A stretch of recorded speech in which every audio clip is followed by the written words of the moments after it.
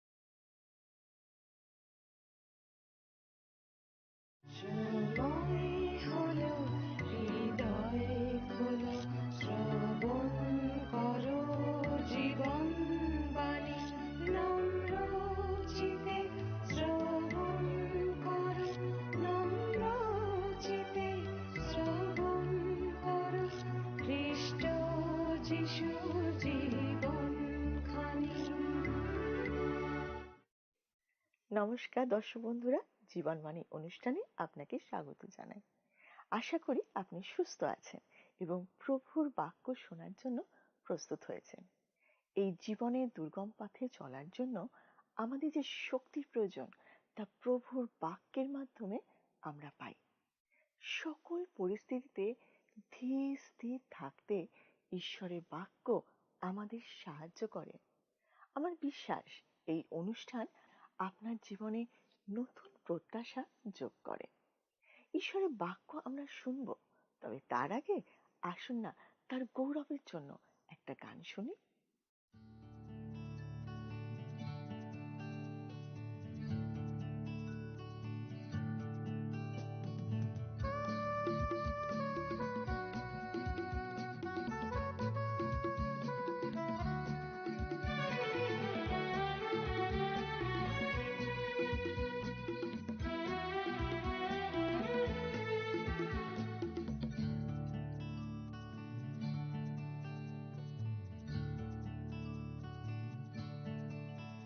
ওহে শ্রান্ত জন, ওহে ভ্রান্ত জন, এসো হে যিশুর কাছে।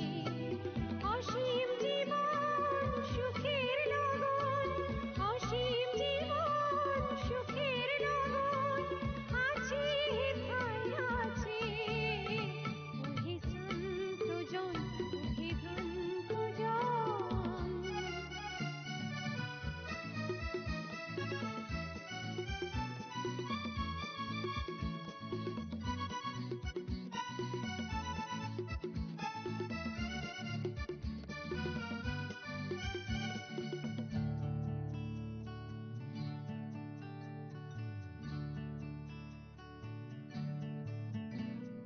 জগতের মোহ মিথ্যা সে মায়া, পাদ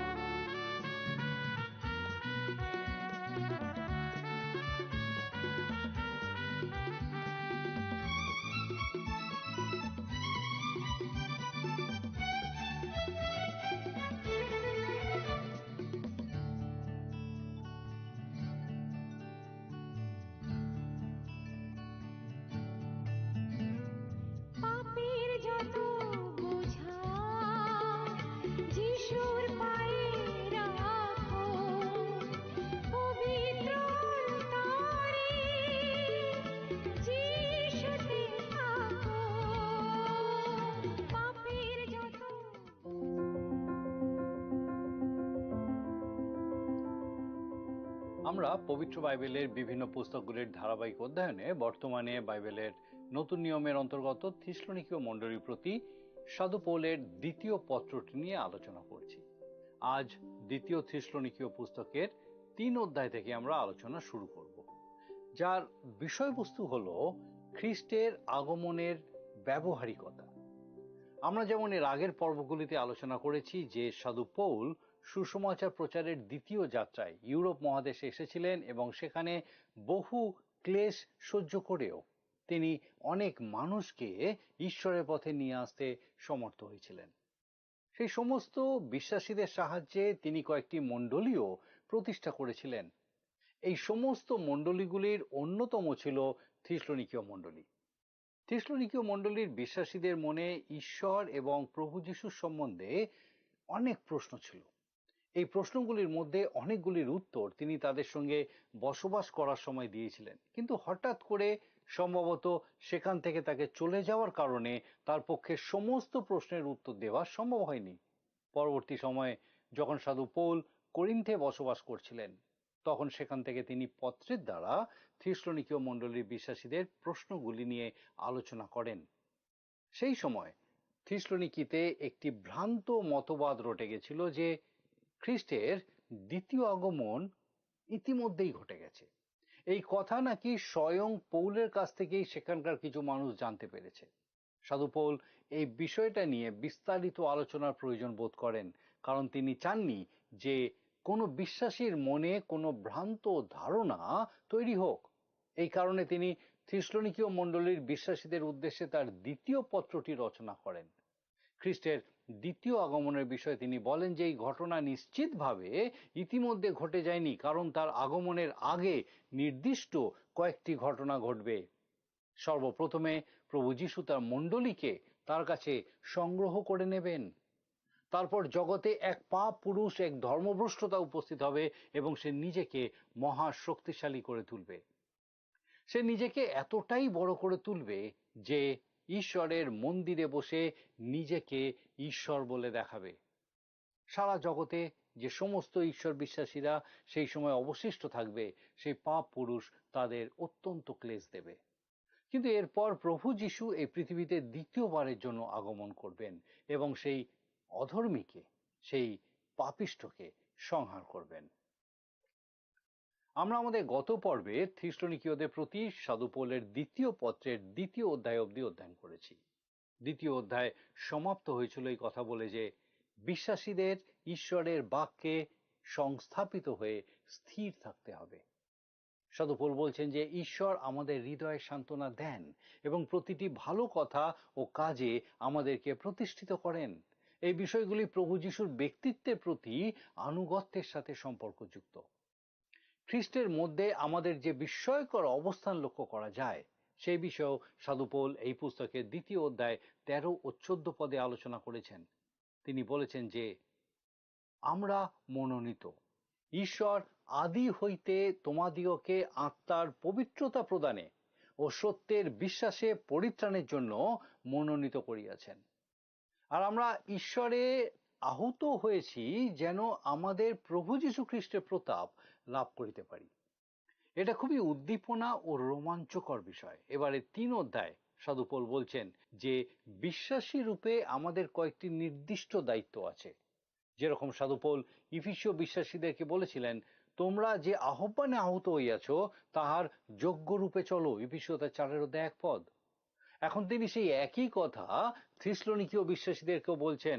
সাধু পৌল প্রথমে বিশ্বাসীদের তাদের গমনাগমনে সংস্থাপিত হয়ে থাকার কথা বলছেন। 3 অধ্যায় 1 আর 2 পদে তিনি বলছেন, আসুন আমরা পড়ি 2 থিসলনিকীয় তার 3 অধ্যায় 1 ও 2 পদ। শেষ কথা এই, হে ভাতৃগণ, আমাদের নিমিত্ত প্রার্থনা করো, যেন যেমন তোমাদের মধ্যে হইতেছে তেমনি প্রভুর বাক্য দ্রুতগতি ও গৌরবান্বিত হয়, আর আমরা যেন অশিষ্ট ও মন্দ লোকদের হইতে উদ্ধার পাই, কেননা সকলের বিশ্বাস নাই। এখানে তিনি বলছেন যে ঈশ্বরের বাক্য এই মন্দ জগতে চলাচল করতে বিশ্বাসীদের সক্ষম করে তোলে। ঈশ্বরের বাক্য একজন বিশ্বাসীকে তার চলাচলে, তার গমনাগমনে প্রতিষ্ঠিত করে। শেষ কথা এই, হে ভাতৃগণ, এই উক্তির মাধ্যমে সাধু পৌল তার পত্রের উপসংহারে আসছেন। আমাদের নিমিত্ত প্রার্থনা করো। প্রত্যেক বিশ্বাসীর প্রার্থনায় নিযুক্ত থাকা উচিত। আমি মনে করি না যে প্রার্থনা আত্মার একটি দান। প্রত্যেক বিশ্বাসীর প্রার্থনা করা প্রয়োজন। প্রত্যেক কাজকে সফল করতে তার জন্য প্রার্থনা করার প্রয়োজন হয়। প্রত্যেক সফল সুসমাচার প্রচারক ও শিক্ষকের জন্য এমন কেউ না কেউ থাকেন যিনি তার জন্য প্রার্থনা করেন। সাধু পৌল থিস্সলুনিকীয়দের এই রকম প্রার্থনা করতে বলছেন যাতে প্রভুর বাক্য দ্রুতগতি ও গৌরবান্বিত হয়। সাধু পৌলের একটা অদ্বিতীয় পরিচর্যা কার্য ছিল। তিনি একজন প্রচারক ছিলেন। বর্তমানে আমরা সুসমাচার প্রচারককে যেরকম দেখি, তিনি সেই রকমই একজন প্রচারক ছিলেন। এছাড়া তিনি একজন পালক ও ঈশ্বরের বাক্যের শিক্ষকও ছিলেন। তিনি বিশেষ করে থিস্সলুনিকীয়দের ক্ষেত্রে তার এই সমস্ত বিষয়গুলি পূর্ণ করেছিলেন। তিনি এর আগে তাদের প্রভুর দিকে চালিত করেছিলেন এবং শিক্ষা দিয়েছিলেন। এখন তিনি তার পত্রের মাধ্যমে পালক রূপে নিজেকে প্রকাশ করেছেন। তিনি তাদের বাক্যের দ্বারা শুধু যে তাদের নির্দেশ দিচ্ছেন তা নয়, তিনি তাদের সান্ত্বনা ও পরামর্শ দেওয়ারও চেষ্টা করছেন। তাদের তিনি প্রার্থনা করতে বলছেন, আমাদের নিমিত্ত প্রার্থনা করো যেন প্রভুর বাক্য দ্রুতগতি ও গৌরবান্বিত হয়। আজ আপনি সাধু পৌলের জন্য প্রার্থনা করতে পারেন না, কিন্তু আপনি আমাদের জন্য প্রার্থনা করতে পারেন। আমি আপনার প্রার্থনার প্রশংসা করি যেন প্রভুর বাক্য দ্রুতগতি ও গৌরবান্বিত হয়। আজ ঈশ্বরের বাক্যকে উচ্চীকৃত করার প্রয়োজন আছে। প্রার্থনা করুন মানুষ যেন তাদের জীবনে ঈশ্বরের বাক্যকে উচ্চীকৃত করে। প্রার্থনা করুন যেন ঈশ্বরের বাক্য বিশ্বাস করাকে স্বীকৃতি দেয়, তারা তার মধ্যে প্রবেশ করে এবং সেটা কি কি বিষয় বলে সেটা সঠিক অর্থে উপলব্ধি করতে সমর্থ হয়। একজন সুসমাচার প্রচারকের কাজ অনেকটা প্রসূতি বিশেষজ্ঞের মতো।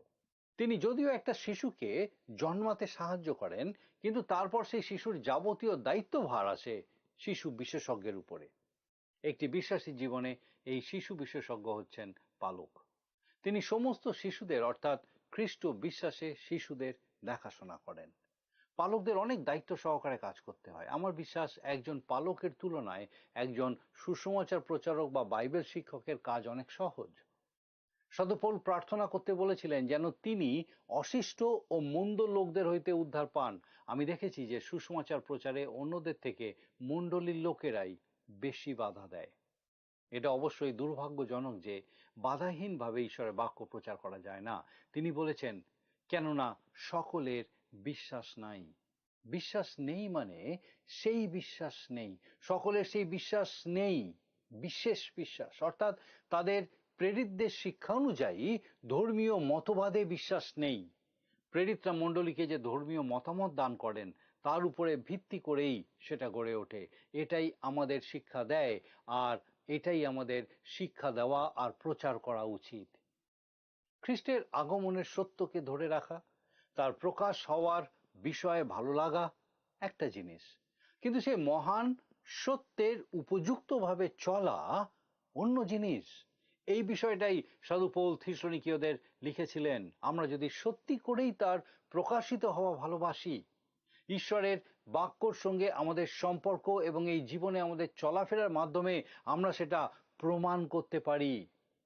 3 পদ লেখা আছে, দেখুন 3 পদ। কিন্তু প্রভু বিশ্বস্ত, তিনিই তোমাদিগকে সুস্থির করিবেন ও মন্দ হইতে রক্ষা করিবেন। কি অপূর্ব বিষয়!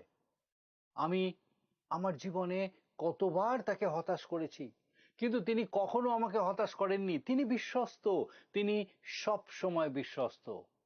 খ্রিস্ট বিশ্বাসীদের উচিত শাস্ত্রের এই ছোট পথটিকে দৃঢ়ভাবে তাদের জীবনে ধরে রাখা। প্রভু বিশ্বস্ত, আর তিনি আপনাকে ও আমাকে সুস্থির করবেন। খ্রিস্ট বিশ্বাসীদের সুস্থির হওয়ার প্রয়োজন আছে। বর্তমানে আমাদের গৃহগুলি বিশৃঙ্খল হয়ে আছে, মণ্ডলীগুলি বিশৃঙ্খল হয়ে আছে, আর সেই সঙ্গে বিশ্বাসীদের জীবনও বিশৃঙ্খল হয়ে আছে। কিন্তু আমাদের সুস্থির হতে হবে। কিন্তু একজন বিশ্বাসী রূপে আমরা কিভাবে সুস্থির হতে পারি? সেটা একমাত্র সম্ভব ঈশ্বরের বাক্যের কাছে এসে আর বাক্যের দ্বারা আমার জীবনকে প্রভাবিত করতে দিয়ে। ঈশ্বর তার বাক্যের মাধ্যমে কাজ করেন। ঈশ্বরের বাক্য আমাকে আপনাকে সেই সমস্ত মন্দতা থেকে রক্ষা করে। কোনো একজন বলেছিলেন, বাইবেল আপনাকে পাপ থেকে দূরে রাখবে, আর পাপ আপনাকে বাইবেল থেকে দূরে রাখবে। আসুন দেখি 4 পদে সাধু পৌল কি বলছেন। 2 থিসলনিকীয় তার 3 অধ্যায় 4 পদ। আর তোমাদের সম্বন্ধে প্রভুতে আমাদের এই দৃঢ় প্রত্যয় আছে যে আমরা যাহা যাহা আদেশ করি সেই সকল তোমরা পালন করিতেছ ও করিবে। খ্রিস্ট বিশ্বাসীদের নির্দিষ্ট কিছু কাজ করতে আজ্ঞা দেওয়া হয়েছে, আর তাদের জন্য বিশেষ কিছু আদেশ দেওয়া আছে। আমরা থিসলনিকীয়দের প্রতি সাধু পৌলের প্রথম পত্রের 5 অধ্যায় দেখেছি। তিনি 22টি আজ্ঞা নথিভুক্ত করেছেন। কেবল 10টি নয়, কিন্তু 22টি আজ্ঞা আছে যা বিশ্বাসীদের পালন করতে হবে। প্রভু যিশু বলেছেন, তোমরা যদি আমাকে প্রেম করো তবে আমার আজ্ঞা সকল পালন করিবে। যোহন তার 14 অধ্যায় 15 পদ। আর এগুলি হলো তার আজ্ঞা। তাদের বিষয়ে সাধু পৌলের দৃঢ় প্রত্যয় ছিল।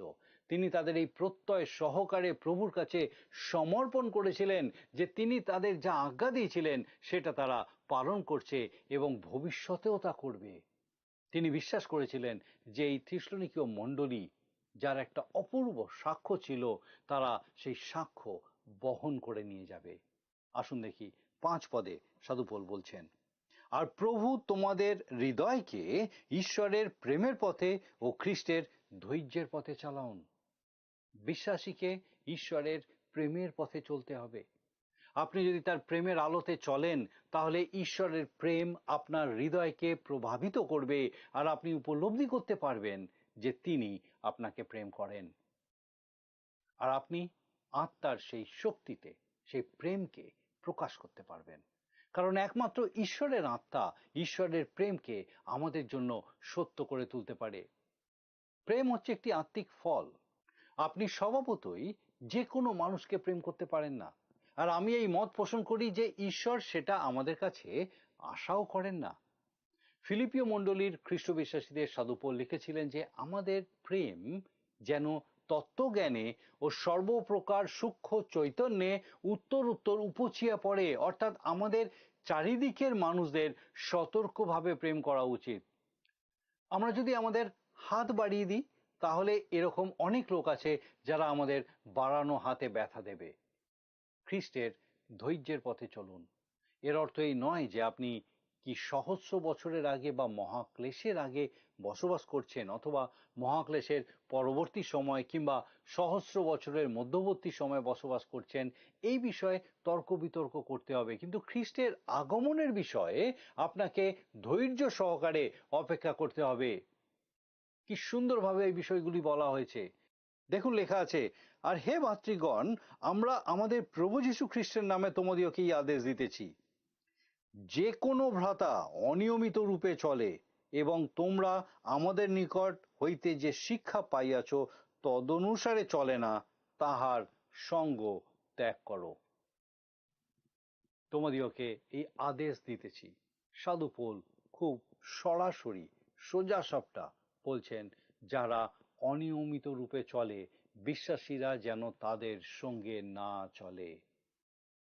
কয়েকজন এমন আছেন যারা মনে করেন যে জাগতিক মন্দ অভ্যেসকারীদের সঙ্গে ভালোভাবে মিশতে পারলেই তাদের কাছে প্রভুর সাক্ষ্য দেওয়া যায়। নিশ্চয়ই এরকম মানুষদের কাছে আমরা সাক্ষ্য দেব, কিন্তু তারা যেভাবে জীবনযাপন করে সেইভাবে কখনোই আমরা জীবনযাপন করতে পারি না। 7 পদে সাধু পৌল সুস্পষ্টভাবে বলছেন, দেখুন লেখা আছে, কারণ কি প্রকারে আমাদের অনুকারী হইতে হয় তাহা তোমরা আপনারাই জানো, কেননা তোমাদের মধ্যে আমরা অনিয়মিতাচারী ছিলাম না। বাংলা একটা প্রবাদ বাক্য আছে, ঝাঁকের কই। আপনি যেরকম মানুষের সঙ্গে ওঠা বসা করবেন, আপনি নিজেও সেই রকমই হয়ে উঠবেন। বিশ্বাসীদের খুব সতর্কতার সাথে লক্ষ্য রাখতে হবে তারা কি ধরনের মানুষের সঙ্গে মেলামেশা করছে। থিসলনিকীয়রা প্রভু যিশুর সঙ্গে সুসম্পর্কের দিকে ভালোভাবেই অগ্রসর হচ্ছে, আর সেই কারণেই তারা নির্যাতিত হচ্ছে। সাধু পৌল তাদের সান্ত্বনা দিয়েছেন, নির্দেশ এবং উৎসাহ দিয়েছিলেন। এবারে তিনি তাদের অবগত করছেন যে তিনি নিজেও তাড়িত হচ্ছেন। আপনি যদি প্রভুর পক্ষে দাঁড়ান, কিছু দাম তো আপনাকে দিতেই হবে। আজকে আমরা দেখলাম যে সাধু পৌল থিস্সলুনীকীয় মণ্ডলীর প্রতি তার দ্বিতীয় পত্রটির উপসংহারে পৌঁছেছেন। তিনি প্রথমেই তাদের জন্য অর্থাৎ শিল ও তিমোথেও সহ তার জন্য থিস্সলুনীকীয় মণ্ডলীর বিশ্বাসীদেরকে প্রার্থনা করতে বলছেন। তিনি তাদের শারীরিক সুস্থতা, তাদের খাদ্য ও পানীয়ের সংস্থানে ইত্যাদির জন্য তাদেরকে প্রার্থনা করতে বলেননি। তিনি তাদের প্রার্থনা করতে বলেছেন যেন তাদের মধ্যে যেমনভাবে ঈশ্বরের বাক্য দ্রুত গতিতে ছড়িয়ে পড়ছে এবং ঈশ্বরকে গৌরবান্বিত করছে, ঠিক একইভাবে যেন অন্যান্য স্থানেও এই কাজ হতে পারে। সাধু পৌল তাদেরকে আরো একটি বিষয়ে প্রার্থনা করতে বলেছিলেন। তারা যেন তার এবং তার সঙ্গী সাথীদের জন্য প্রার্থনা করেন, যেন তারা অশিষ্ট ও মন্দ লোকদের থেকে উদ্ধার পান। খুব গুরুত্বপূর্ণ বিষয়। তারা যে সমস্ত লোকদের কাছে খ্রিস্টের সুসমাচার প্রচার করছিলেন, তারা সবাই যে তাকে বিশ্বাস করবে এরকম তো নয়। এমন অনেক মানুষ ছিল এবং এখনো আছে যারা সুসমাচারের বিরোধিতা করে, প্রচারকদের বিরোধিতা করেন। আমাদের সবার প্রার্থনা হওয়া উচিত যেন ঈশ্বর তার বাক্য প্রচারকদের সেই সমস্ত লোকদের হাত থেকে রক্ষা করেন।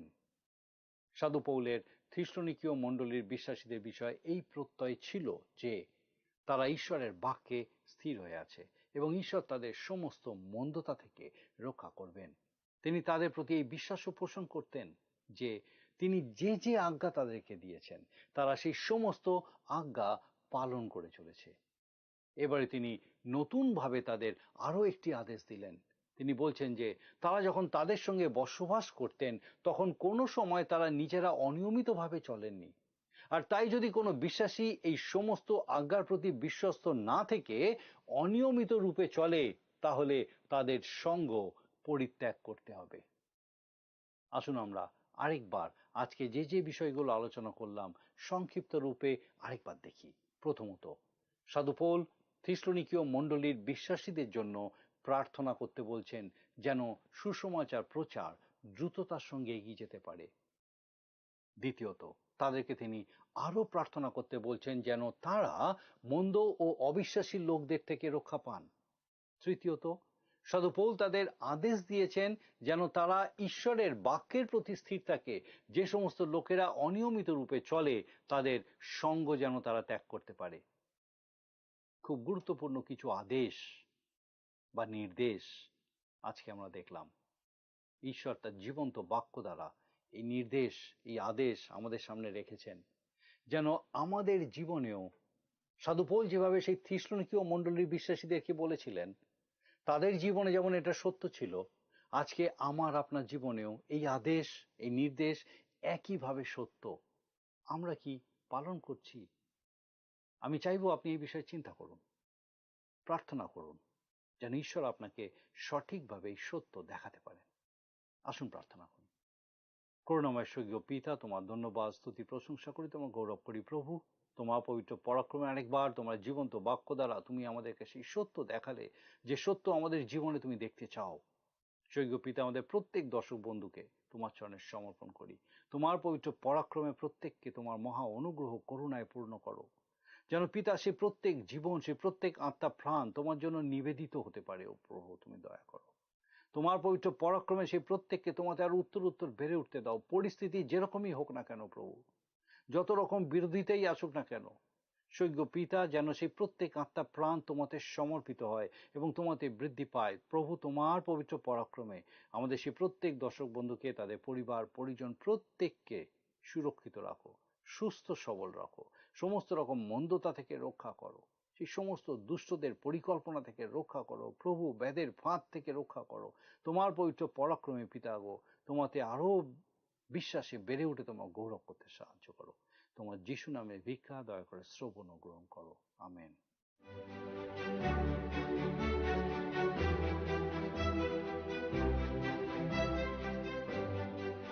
আমার বিশ্বাস এই অনুষ্ঠান আপনার নিশ্চয়ই খুব ভালো লেগেছে। ঈশ্বরের বাক্যের এই বিস্তারিত আলোচনার মধ্যে দিয়ে ঈশ্বর বিশেষভাবে আপনার সঙ্গে কথা বলেছে। আমরা খুব খুশি হব যদি আপনি এই বিষয় আমাদেরকে আরো বিশদে জানান। একই সঙ্গে আপনার কাছে আমাদের এই অনুরোধ আছে, আপনার প্রার্থনা বিষয় সকল আপনি আমাদেরকে জানাতে পারেন। আমরা আপনার জন্য অবশ্যই প্রার্থনা করব। আগামী অনুষ্ঠানে আবার দেখা হবে। ঈশ্বর আপনাকে সুস্থ রাখুন এবং সুরক্ষিত রাখুন। প্রিয় বন্ধু, আসুন আমরা আজকের প্রশ্ন উত্তরে আসি। গতকালের প্রশ্নের উত্তর অপশন এ, ভ্রান্তির কার্যসাধন। আজকের প্রশ্ন, সাধু পৌল থিসলনিকীয় মণ্ডলীর বিশ্বাসীদের এই বিষয়ে প্রার্থনা করতে বলেছিলেন। অপশন এ, সাধু পৌলের সুস্থতা, বি, আরও মানুষ যেন খ্রিস্টকে প্রভু বলে গ্রহণ করে, সি, প্রভুর বাক্য যেন দ্রুত গতিতে গৌরবান্বিত হয়, ডি, শিল ও তিমথিও যেন তার সাথে সুসমাচার প্রচার করেন। প্রিয় বন্ধু, এই প্রশ্নের উত্তর আগামীকাল সন্ধ্যা 6টার মধ্যে option A, B, C, D সহকারে আপনার নাম ও সম্পূর্ণ ঠিকানা সহ 9433497235 এই নম্বরে SMS বা লিখে পাঠাবেন।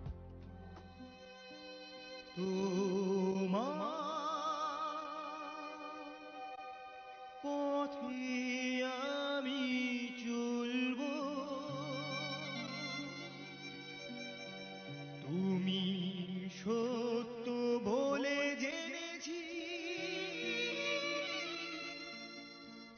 তোমার বাক্য আমি বলবো, তাই তো আমি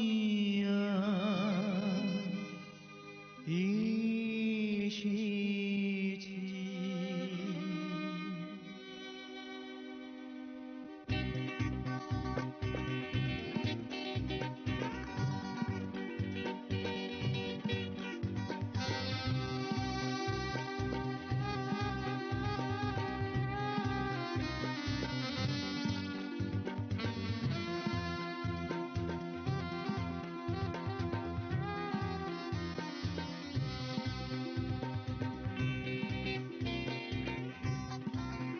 তোমার পথে আমি চলবো, তুমি সত্য বলে জেনেছি, তোমার বাক্য আমি বলবো, তাই তো আমি আজ এসেছি। তোমার পথে আমি চলবো।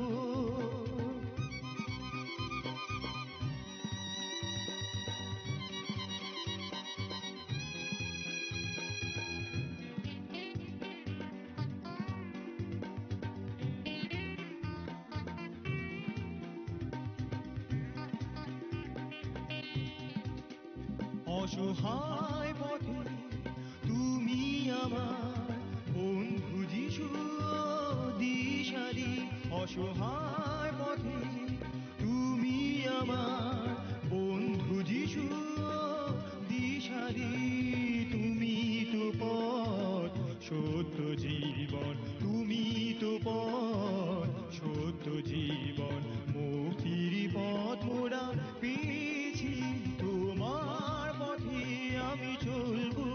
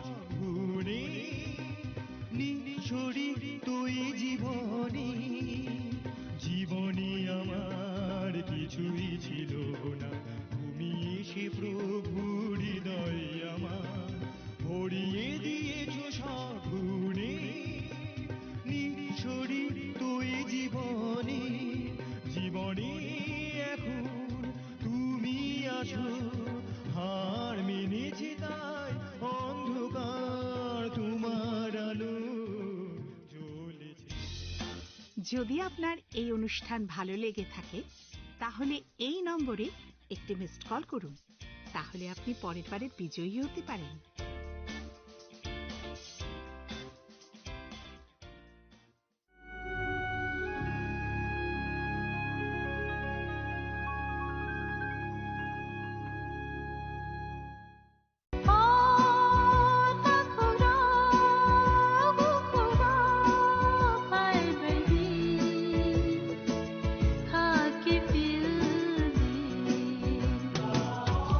Sini bekhaw tama tong Saideman, Jolima, Naislema, Naiman Yangma, Khamrema, Burkharna Musuma, Bunina Sakni Klainana Musuma, Akoro, Abotirakno, Kibia Sak, Desukana Suridi, Sandi, Kabui Hopung, Sapung, Sandi, Mangla.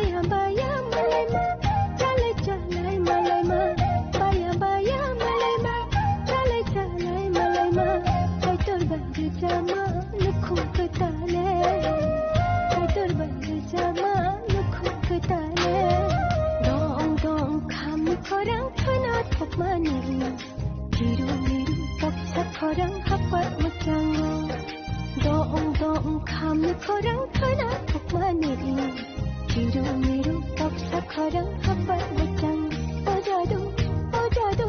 어자도 खपर 수랑고 어자도 खपर 동포고 어자도 खपर 수랑고 어자도 खपर 동포고 동동 감루 खरं ख나 속만이 미루 독사 खरं खपर मुचं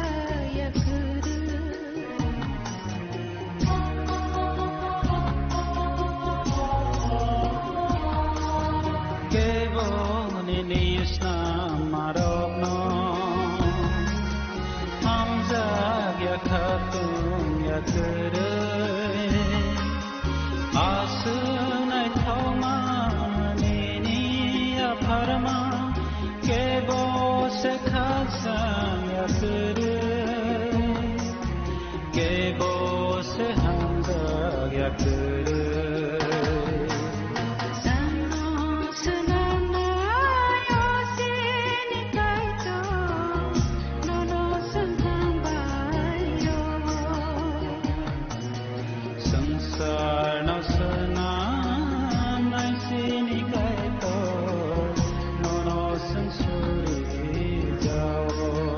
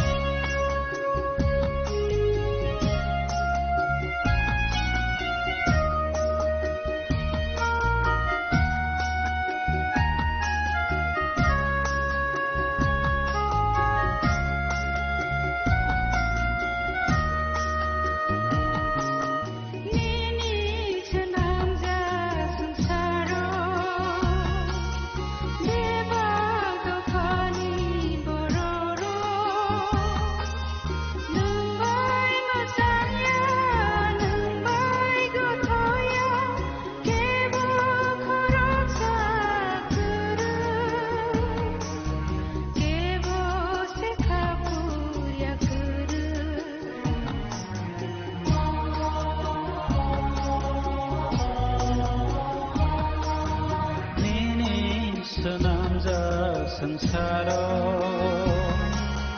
बेबा दफानि बररो नंबाय मोसांया नंबाय गथ'ग्या केबो खरक साकरे केबो सेखाफुया करे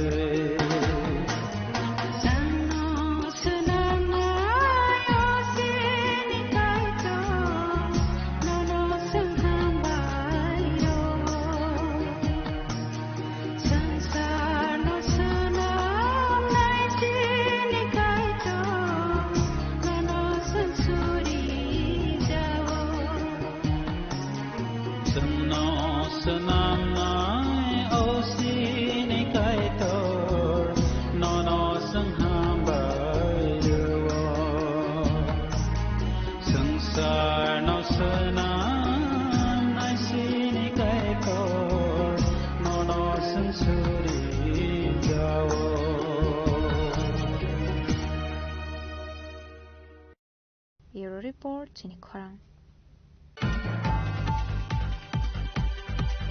Kailashahar PWD ni DWS engineer Ranajoy Debbarma সাকবাই থাংनि quarter एटाक खालायजामनि पार्टीमुंनो किटिंगै सामुं सित्रा खालायनाय रंना डाक्टरि डाक्टरि एरेस्ट खालायनायनि सानमुंगो फारसाल पुलिस हेडक्वार्टार थांगै DG बै मालायखा स्टेट इन्जिनियार एसोसिएशननि आदंर पार्टीमुंनो बेलायनो सेजामनि गौशाखा स्टेट इन्जिनियार्स एसोसिएशन त्रिपुरानि हासे टांफां सदब्रत दास मथानि प्रेसिडेन्ट इन्जिनियार सूर्य कुमार देबबर्मानो खबै मथानि जत आदंरक डाक्टरि डाक्टरि सामुं सित्रा खालायनाय रकनो केरंनि लामा दै बुस्थुमजांनानि बागै मथानि बोखाक दै तिसा जाखा सानमुं 8 তারিখ 8 অক্টোবর 2025 আমাদের engineer Ranajoy Debbarma executive engineer water resource division 6 Kailashahar ওনার কোয়ার্টার